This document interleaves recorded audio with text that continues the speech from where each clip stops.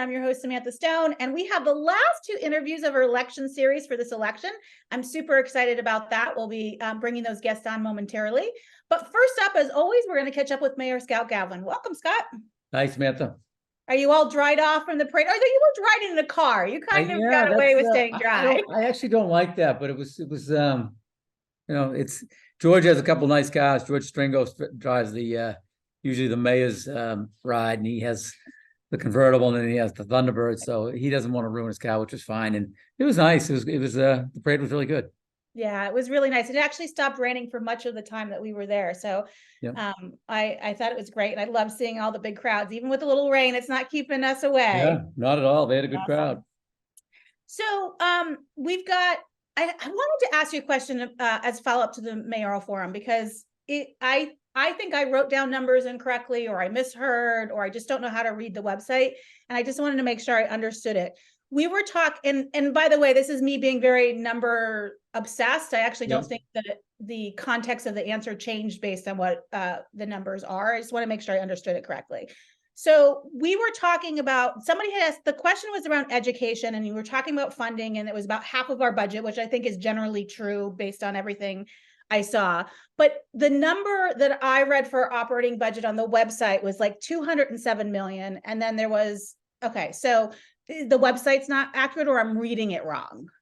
On this, well, there's two things, there's two components of the budget, and then there's actually a third. So we'll get into that. The first one is the actual operating budget for the city side is like 164 million. Okay. Then you throw another 20 million in for the enterprise fund, and that's how you get to 185. In addition to that spending, there's off budget spending, but there's still spending that's covered by the tax levy. And that's, that's for items that are not in the budget, Samantha. And those are, items, they're like assessments from the state and different things like that do bring the total spending up higher. Okay. I knew the numbers, because that's something no one will ever question.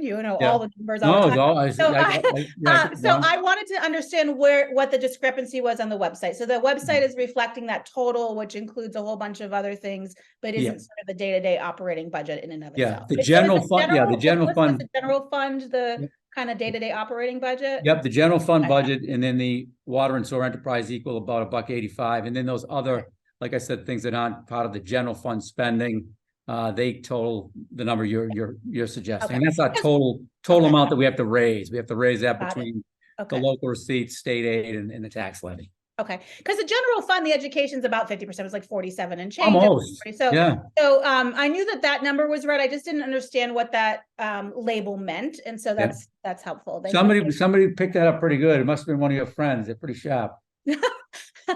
It was just you did. In this case, oftentimes I'm asking questions that people have sent to me, but in this case, I went home and I was looking at the numbers and I was scratching my head, and I thought, probably other people might be wondering as well. So we'll just get an answer to that question. That's good. So, I'm a little bit of a spreadsheet geek, so I have a degree in economics. It's a flaw and a benefit sometimes, depending. Yeah, it's definitely a benefit. Excellent. So the other couple of things I wanted to mention, we've got Horn Pond cleanup on the 4th, which is, I think, Saturday, if I've got my dates correct. And that's Jim Joyce's group. And I think he's becoming a well-known environmentalist, and he does his group. It's not just him. He'd never want to be considered just him, but he's been the leader of that group, and he's done a great job down the Horn Pond, cleaning up that area, like Rodney Flynn. No one's ever gonna, have anything on Rod Flynn, because he's been a godsend for the city. But Jim he's got a invention that it's kind of like a boon, that you put into the tributaries that come into Horn Pond, and it actually stops the trash right there at the boon. And he went in front of the Conservation Commission recently to have those approved. It's a great invention, and I think he's actually going to get a patent on it. It's a pretty good idea. So he's a great guy, and he's got a lot of great helpers. So going to be happy to be there today. I think it's Saturday 1 to 3. That sounds correct. I'm just checking my Saturday 1 to 3. And it's Friends of Horn Pond. So if people watching aren't connected to them, it's a really great group, and they have lots of opportunities to contribute to cleanups and good help with conservation. And that I've enjoyed seeing pictures of what that has caught, just sort of, and to me, it's sort of mind-boggling the amount of trash it catches pretty quickly. I mean, there's so much, as much as I think most of us try and take really good care of that gem, there's a lot of stuff that's coming in that's stopping. So it's fantastic to see. It's great. That's awesome. So what do you give out for Halloween? Halloween's coming up. What do you got your stasher? Like in my house, we eat the first grocery shopping for candy, and I have to buy it again the day before. We don't even have that problem. Our the number of visitors we have up on Foley Road has dwindled to about 5. I'm not even kidding. And it's kind of sad, but people, I think people think it's a private way and they don't even go up. But we have, Houghton Street, Valley Road, those places are bomb. But unfortunately, we don't have too many visitors. But we'll keep the lights on and hopefully get more. But yeah, I'm always so sad. I live on a pretty busy road near Hart Street, and Hart Street has like tons of trick-or-treaters. And I don't know if the houses are just a little bit further apart of where I live or not, but but I usually get 10 or 12. So I guess I should consider myself lucky. I get a few. We were talking earlier today, and actually it was the chief's sister, Karen Smith, who works here at City Hall, was talking about what they do up in Haverhill, and they've changed Halloween, like some other cities and towns, to the Saturday before Halloween, and they set the time, which seems to be a good idea. I don't want to throw, some people might think it's a bad thing to do, but it seems to me like, particularly for kids, like on school nights, it's not, it's not, I think that having it on a Saturday is something we should be looking into at some point. Set it on the Saturday before Halloween, and kids can enjoy it, and parents. I bet you every teacher in the elementary schools would be in favor of. I bet they would, yeah. But it sounded like a good idea. I've heard it before, but really, I think it's probably something a time to start really discussing it. And that's the city council would be the ones, I think, to change the ordinance. Yeah, it would be interesting. that would be a really jam-packed weekend for us, right? We'd have trick-or-treating and then the parade the next day. I mean, we're really going in there. I love it. That'd be great. Yeah. My kids are adults now, as everybody knows, but when my kids were little, we still trick-or-treated on a school night, but the next day is rough. It is it's tough. Definitely a rough next day. Yeah. So. That's fantastic. Anything else that you want to chat about before I let you go? Yeah. Lastly, the mayor's senior dinner, that's this Sunday. And that was started by Tom Higgins way back when. I want to say 50 years, but I think is it coming up on 50? Use my math. It's gotta be around that time. So it's started by Tom Higgins, and it's been carried on by every mayor. We got derailed a little bit during COVID and went to the grab and go, which has been pretty good and well received by the seniors. And in this, when they come in to get their tickets, either here at the senior center, some have asked when the live event is coming back. So that may be on the docket next year, but we'll get through this one. And we thank Harrow's. Harrow's gives us a discount on the pies, and then Table Talk gives us, I think they give them to us for nothing. So it's a nice event, and it's sponsored by the Woburn businesses who step up as usual. Woburn businesses have funded, so it's a great event for seniors, and it's really, we're grateful to the businesses who make it happen for them. Yeah, that's really great. I have been the recipient of a few Harrow's chicken pot pies as part of the meal train. Folks have been super generous helping us with dinners, and they're yummy and delicious, and always really, really a nice treat. So they're very good.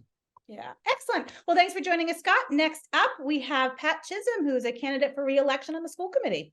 Can I say one last thing before Pat goes? Of course. There's also the YMCA is holding their road race on Sunday for John Metcalf. He used to be a longtime employee at the Y, and he's a veteran, and he did a lot of great things for veterans in the community. So that road race is Sunday at 10 at the Y. If anybody's interested, Chief, anybody interested in doing a 5K, line them up. All right. I love it. Thanks for mentioning that. So you can go clean Horn Pond, do a little practice run, and then head up to the YMCA race on Sunday. Thanks for bringing that up. See you. Appreciate it. Welcome, Pat. Welcome. Thank you, Samantha, for doing this. It's a wonderful opportunity. I'm really glad that you're here. I got a chance to sit in on the CPAC forum, which I thought was a great opportunity for the community, but I always love these one-on-one conversations. Yeah. It's great. It's great. Yeah. And I appreciate it. I appreciate you working through your illness. No, thank you. Yeah. I'm starting to feel better. The hardest part is over now, so I'm not 100%. You know, my hair hasn't gotten there yet, but I got a little fuzz. Can't Well, quite there you see go. it, but There there's a you little go. fuzz coming. I feel like a peach. Well, you're showing us what a strong woman can do, so good for you. Thank you. Thank you. Well, speaking of strong women, you have been on the school committee for a long time. I have. You're way too young for the number of years that you have served. Thank you. You've served in some difficult times over the last few Mhm. years, and for all different kinds of reasons. What keeps you coming back?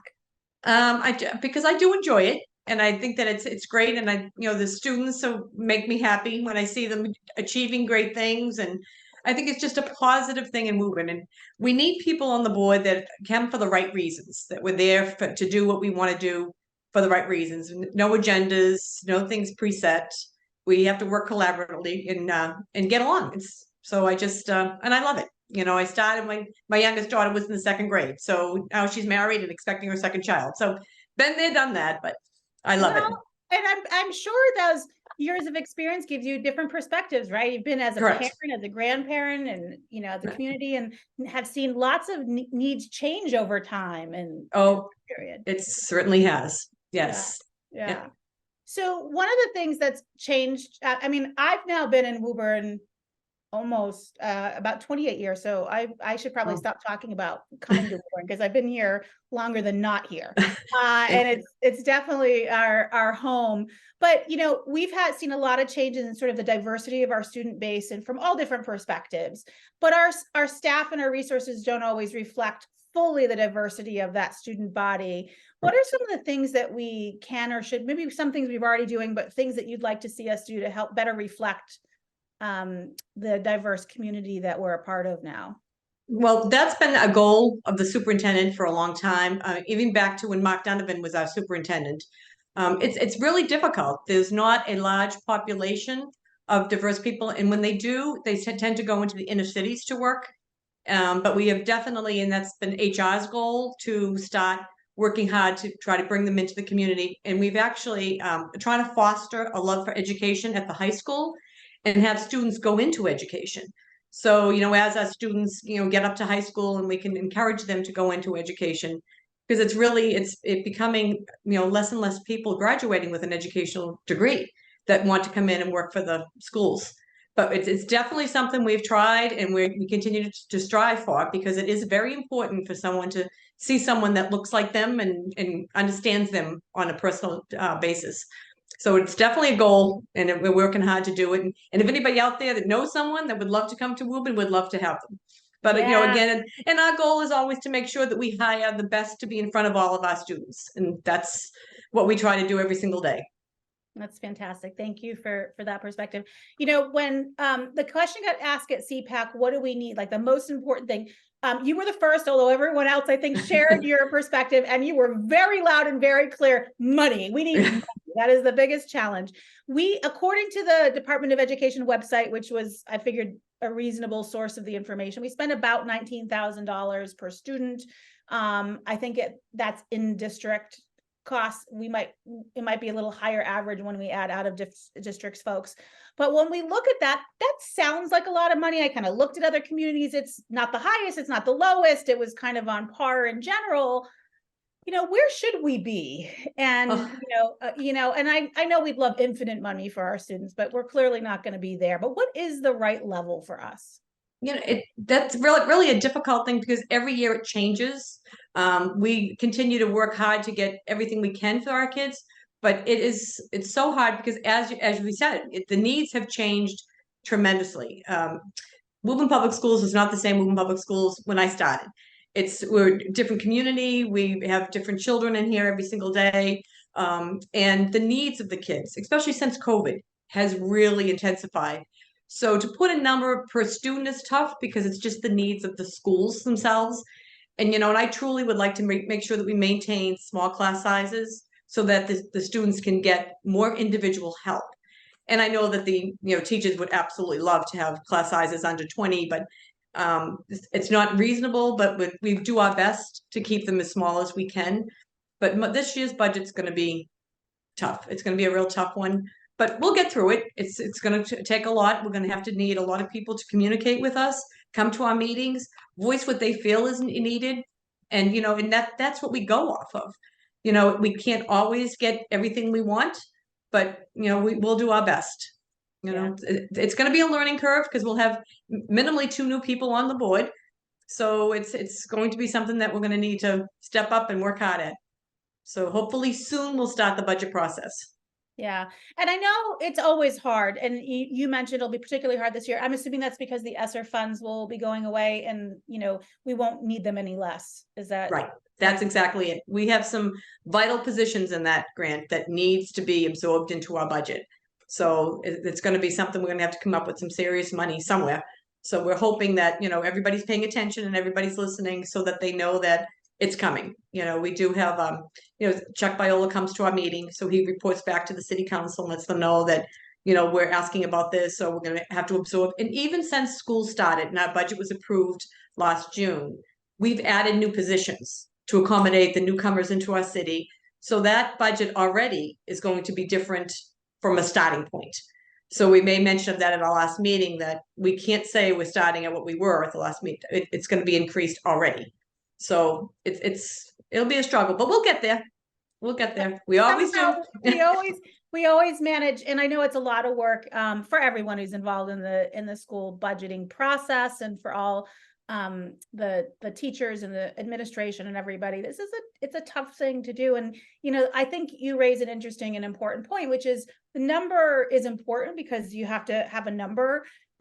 But we have to extrapolate a little bit away from that and look at what are we spending on, what do we need, right? Are there new positions that I know we've needed to add positions around reading specialists, and we probably could use a lot more even mental health support systems in the schools, and just all kinds of things that, yes, the classroom teachers, that's sort of the core of what we think about when we think about education, and it's super critical. But for a classroom teacher to be effective, there's all these other things that need to happen around that.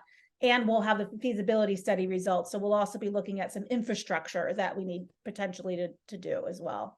Yep, correct. And and I always feel bad because Dave Dunkley comes to us every year as our facilities manager and is always requesting to have more staff, people that an HVAC guy or, someone coming in, another electrician, to get the things done he needs done in-house. But it always seems that we can't get it because we need the teaching staff, because we have to educate. But at the same time, we have to realize these buildings have to be kept up. And the feasibility study hopefully will get out soon, and we can take a deep dive into that.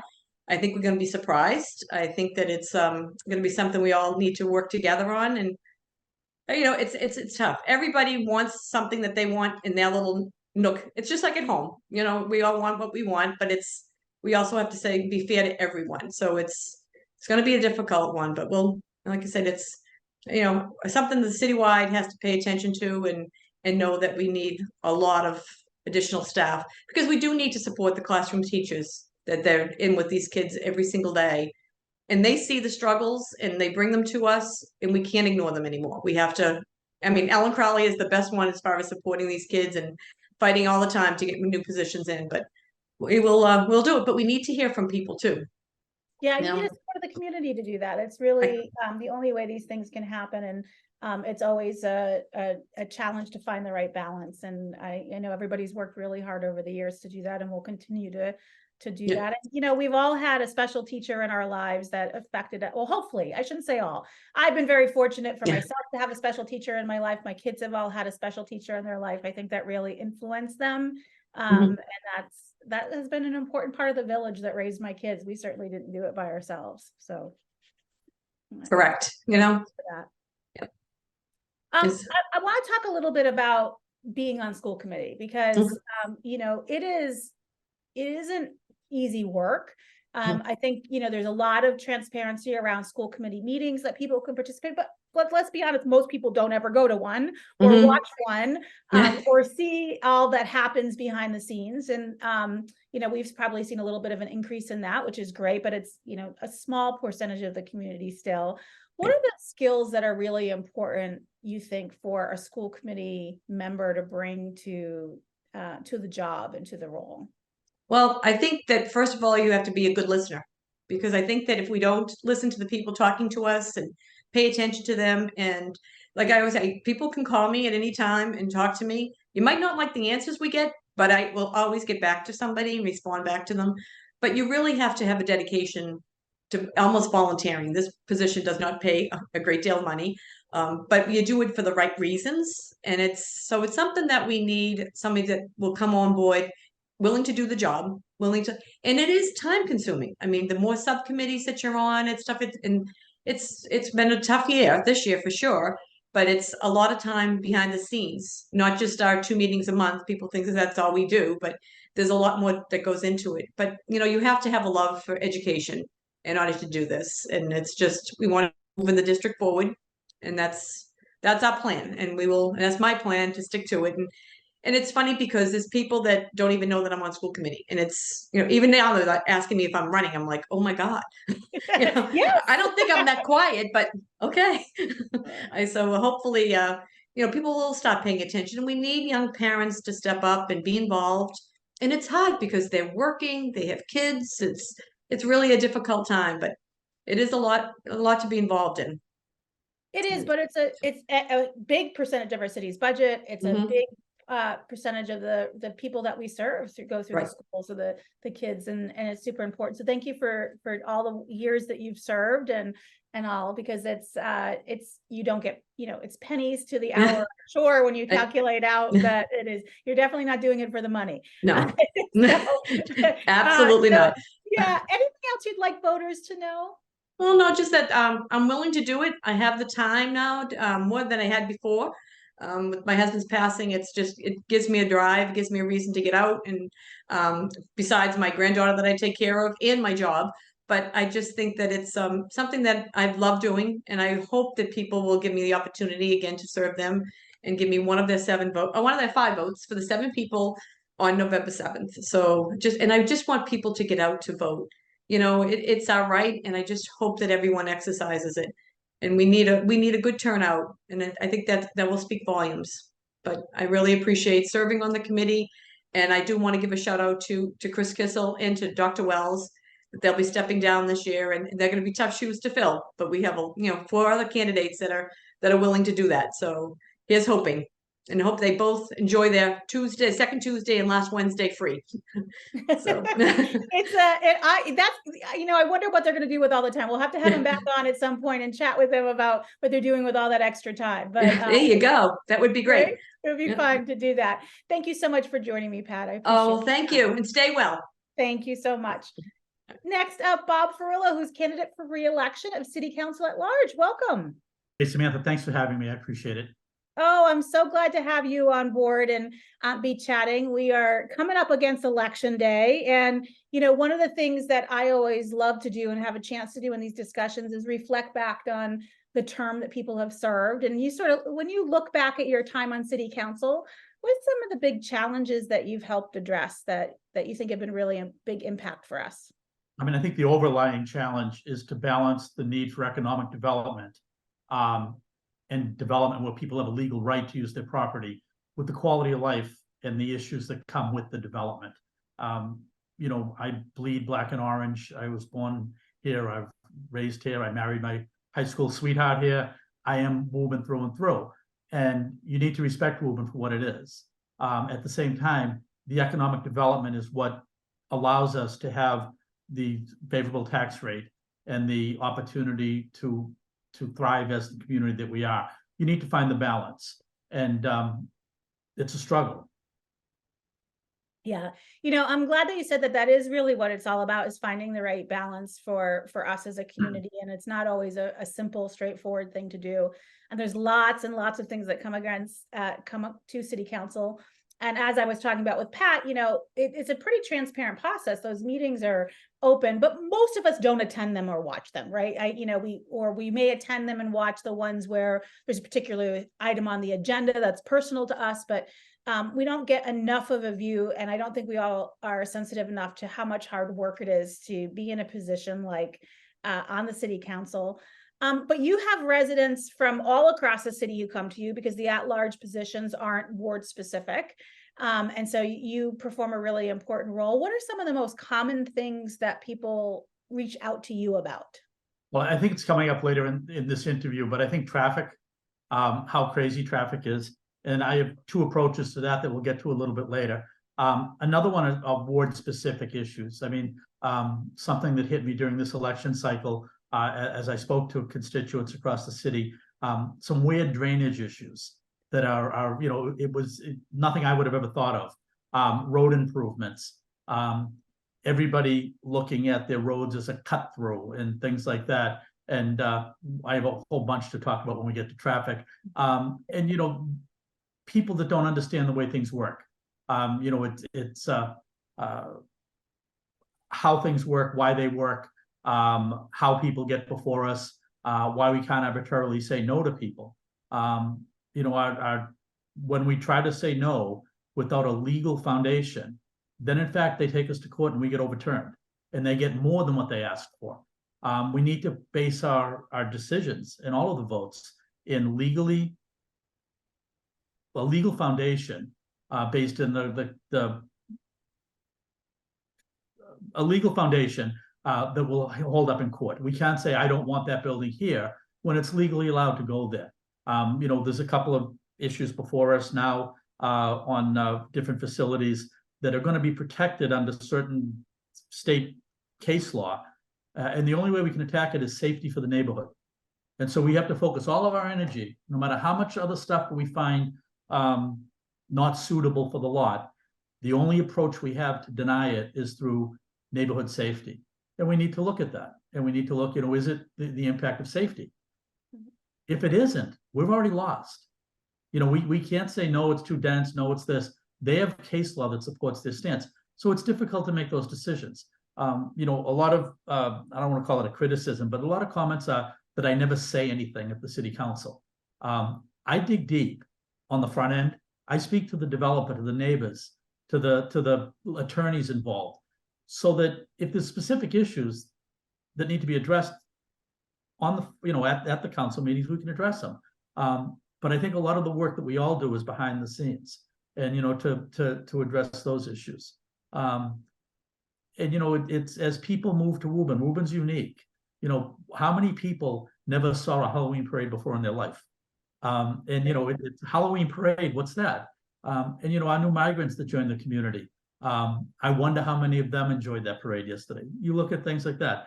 I'm sort of lucky. The little things go to the ward alderman, and I support them and anything I can to help them. But some of my issues are pretty cool. They're citywide. They're cover a big umbrella. And my relationship from my 38 years as a police officer and last 7 as a chief, I know my way around the department heads. I know who I aggravate, who I can aggravate, who I can't. But it's great for me to be able to pick up a phone. And the department heads are very responsive to me. From Matt Crowley and the school department to even the teachers. I mean, I still maintain my relationship with the teachers that I had as a police officer. Many of these teachers I interacted with as young kids. The 20-somethings and 30-somethings, I knew them when they were growing up. So it's a great opportunity for me to be involved in the community. I think that's so important. One of the things that I love about Woburn is that even when I didn't know someone or anything, I've actually found city council and other members across the city pretty responsive. I can pick up the phone or send an email and reach out, and I don't always get the answer I want, but you always get in most cases you always get an answer. I know everybody's support has been a little bit different, but I've been pleased with generally being able to do that. And so I think that's critical. But let's talk about traffic. It came up, and it's a really important topic to a lot of people. And it affects a lot of people day to day. It affects, commuters. It affects, my house, it doesn't really matter, but, certain times of day, I know what time of day it is because the traffic's backed up going across my street. So I'm like, oh, it must be about 4:30. It's starting to get backed up. Right. And so those are the kinds of things that people are, concerned about. What are some of the things that we need to be doing, continue to do to help find that balance that you talked about between growth and not getting sued, right? And how we do that. So let's start right where you said 4:30 rush hour. Technology is wonderful. I mean, everybody has an iPhone in their hand. On the iPhones are traffic management programs. How do I get from point A to point B? if I were driving from Lexington to Stoneham, would go right up 128 until Waze, we'll use that as an example, tells you to get off on Wynn Street and take a left on Wyman Street to Eaton Avenue, to Mishawum Road, to Olympia Avenue, and get back on 128 up by the old Crest Buick. And that's what drives the traffic in part onto some of the side roads. And even if they get more aggressive and 128 is really backed up by the Cloverleaf, they will take you all the way down Washington Street, across Salem Street, onto that little side street in Stoneham. You come up at Winfrey's Candy, and that crushes the neighborhoods. So there's a huge, that's part of what drives our rush hour traffic. Another thing, and I'm probably going to guess I'm the first one that ever told you this, some of our road restrictions, particularly for trucking, if you get off of 128 and go south on Main Street, the first left that you can take is Salem Street. Every other street is restricted by either being a one-way or a truck restriction. So we're forcing the traffic into the square. If you get off of Route 93 onto Montreal Ave, anytime after 9 o'clock at night, the first right that you can take is all the way at Main Street. We're forcing the traffic into our square. And it's because of individual trucking restrictions or one-ways or do not enters and so forth and so on. So, we need to take a big holistic look at it. The other issue, is enforcement. Chief Rufo does an awesome job. I mean, I live off of Wyman Street and 4 days out of 6, I will pull into my road sometime between 4 and 6 o'clock at night. And there's some traffic officer, not only the same one, enforcing the speed limit on Wyman Street. And it's great to see the enforcement. I think once we open up the new Boston Street Bridge, that's going to take a lot of pressure and drive it north into the city. And I really think that will be a big benefit for Darlene's ward and Ward 5. The Commerce Way, Mishawum Road, School Street, Washington Street area. I think that will all get pulled up, up onto that bridge to get out onto 129. People that are up off of Gill Street, Industrial Parkway, Merrimack Street will be able to take a left and go in through Wilmington to try to break some of that. You look at the residents, like the Vale. I would suggest that half of that traffic will come out on take a right, whether to get onto 93 north or south or to drive over into Stoneham. So the impact of it, although it's a massive project, is, I would suggest not going to be comparable with the size of the project and the amount of traffic it drives. We also need to look at the restrictions, residents only, this hour, that hour, because every action has an equal but opposite reaction. Let me close Grape Street and Erie Street will get double the traffic.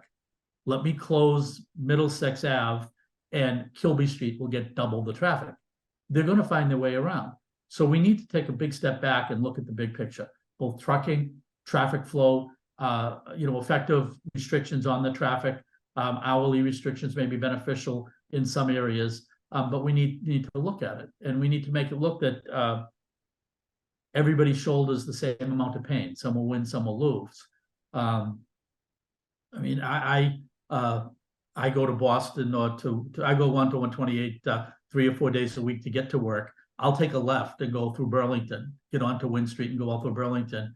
And the other thing that we need to be supportive of the schools.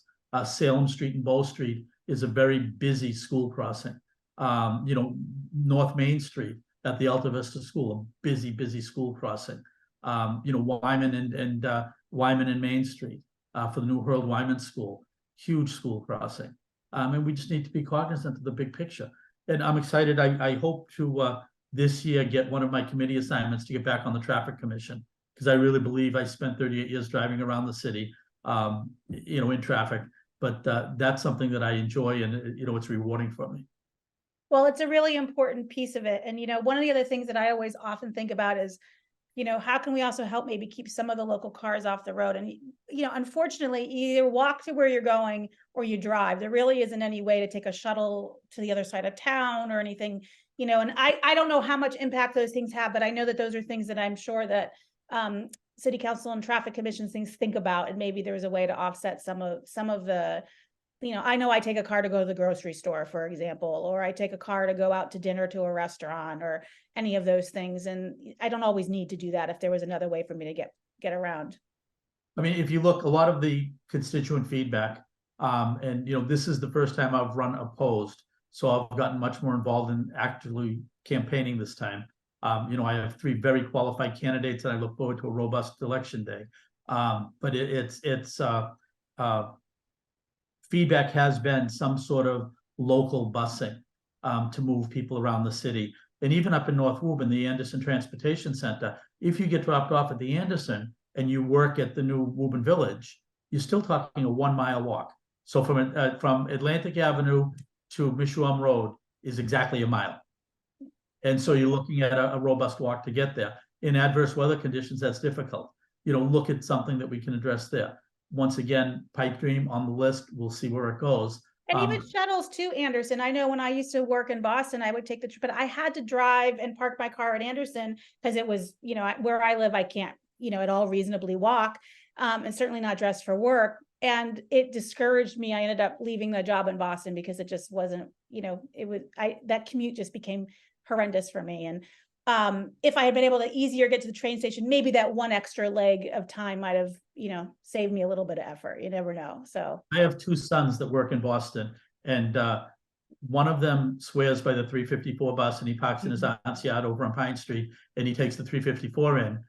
The other one, and they work really on close proximity. One's on High Street and one's on Arch Street. And the other one swears by the train, and he would rather walk the distance from the North Station to High Street than to take the 354, which takes them wherever. But we'll leave here in the morning. I'll get in my car. One will go get the bus somehow, and the other will go to the train somehow. And it's sort of all going the same direction to a certain degree. Yeah, it's good to have choices though. So, one of the things that we do know for sure is that this is a time-consuming task, and nobody goes on city council because you make the big bucks, right? Because that isn't what happens No. At all. So, what motivates you to keep wanting to serve in this way? So let me go back to 2018. When I retired from the police department, I was not done with this city. I was done being the police chief. I was tired. I had a 7-year run. The department was in phenomenal shape. And most importantly, I had a very qualified successor. And it was time. And I retired the day before I turned 60. And I just, I wasn't done, but I didn't know where that was going to fit. Representative Haggerty, shortly thereafter, surrendered his seat to take the reps position. And it was a great opportunity for me. There was one local businessman and I were both going for the same seat. After 50 some odd elections, there was a compromise reached and I was appointed to the city council. That gives me the ability to stay involved in the community that I love without being a police chief that would never go away. And I just really, I enjoy the city. I enjoy my ability to interact with the school department, the phenomenal DPW, the firefighters. This is how I spent my life. I was sworn in as a police officer on May 18th, 1980, as a 21-year-old kid, still going to Northeastern University. My entire adult life, I served this community in some way right up until today. And do the math, that's 40 some odd years, however long I've been here. I love the city. And it's to give me a role to play. And my role is different. I mean, I don't go out with a solution looking for a problem.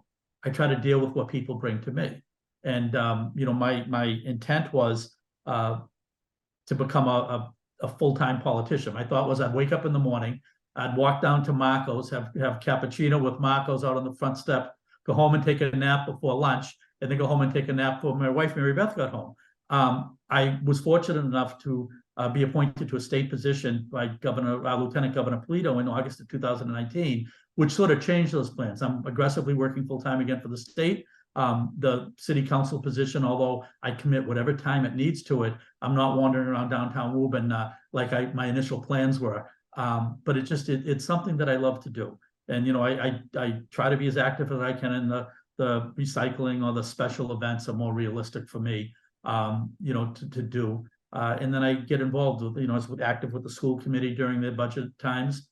And, that was a very difficult time for the whole city. I was there. I was there to speak with people. And, on a particular Saturday morning, I have a phone that's just a phone for politics, 281-1403. And that rings to my cell phone, and more importantly, rings on a desk here in my house. And one Saturday morning, about 10 o'clock, it just started ringing nonstop. The teachers union had given out a statement, and they had given so many people the necessity to call me. And they'd start reading the statement. I'd say, guys, can we call time out and talk? I don't need you to read a pre-can. Tell me how you feel. Tell me if you know who I am. Tell me if you know that I spent 15 years in the school as a DARE officer and juvenile officer. Tell me what you know about me, and I'll tell you what I know about you. And let's talk reality. And I spent that whole day on the phone with these people, not reading a letter that's we the Woburn Teachers Union. I want to get to know these people for real.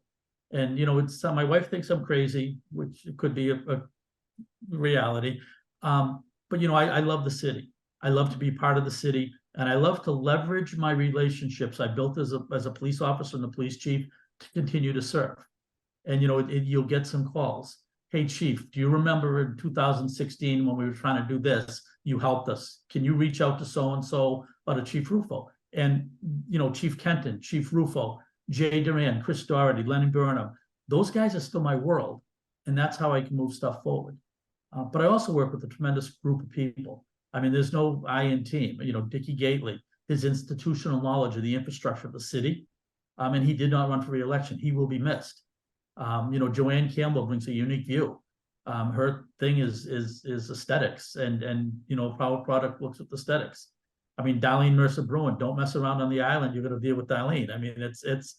I love what I do, and it's a little time consuming, but it's a great thing. And the citizens of Woburn, the new people that join here. I was at the end of my street. A neighbor approached me. They needed to know how to navigate a variance for their thing. And I met these two folks. One's a computer scientist. The other one works in a similar field. They moved here from Cambridge to set up their life. And, I got them. I went to their hearing. I testified with Jeff Dillon and Chuck Viola on the matter at hand. I've met two new friends from my political work. But I love what I do. That's the short version. I could have said that 10 minutes ago, and it would have been a shorter interview. I love the This was so much better. Thank you for putting the time into an answer like that, because I actually think it's really important. It is one of the things that makes Woburn special is, yes, we are a city. Yes, we have 42,000 plus residents. But when we have folks who serve, who spend the time to get to know us and have those conversations, we become a really special place and a unique place. So appreciate all the ways that you've served our community for such a long time. It's at one point when I first became a police officer, everybody was related to somebody. Were you the Dohertys from this part of town or that part of town? Who's your cousin? Who's your sister? What school did you go to? Everybody knew somebody, and we've gotten bigger. And it's great to see when I graduated in 1976, it was a huge class. I don't know, there was 7, 8, 9. It was a huge class. We weren't a diverse community. And now if you look at the diversity in the community, to embrace these people that are joining us, not just the migrant population we're dealing with, but all the different folks that came here. I mean, if I look on my street, I live on a street that has 22 houses. We're about half diverse, people from all over the world. And it's awesome that they came to Woburn. And you look at somebody, how did you find Woburn? Well, I worked in Burlington, or I worked here, and I found it, and people talked about it. I just am so proud of the city and the things that we've accomplished. And there's so many hidden gems as I meet different people. We have jet pilots that live here. A military family that relocated here when they get stationed at Hanscom Air Force Base, and they're raising their family. Active duty colonels in the United States Air Force that live in Woburn. Doctors, surgeons. I mean, it's tremendous craftsmen, tradesmen, businessmen, and people that have done so much for the community. I mean, Holland Rink, Bobby Holland and the Holland Rink, that's part of our community. And it sounds stupid, but that's what makes us tick. I don't think it sounds silly at all. I think it's really a part of what makes us a special place. Thank you so much for joining me. I'm glad we had a chance to talk. It's been a while. Before I let you go, anything else you'd like to share with voters as they're getting ready to make that important decision in a week, just about a week? No, just I asked for one of their 2 votes for city councilor at large. I have served this community my entire adult life. And I would ask that they give me the opportunity to continue to serve the community that I love. And, once again, 781-281-1403. That's my phone number. I will answer it when I'm free. And if not, I will call you back. It rings right onto my cell phone and my office phone at my desk. And I'm committed to the community. And the bigger issues, I can help them navigate them. The smaller issues, I hope I can slam dunk and get those done quickly. Thank you so much for joining us. And Woburn, as always, please continue to take good care of each other and make sure and get out on election day.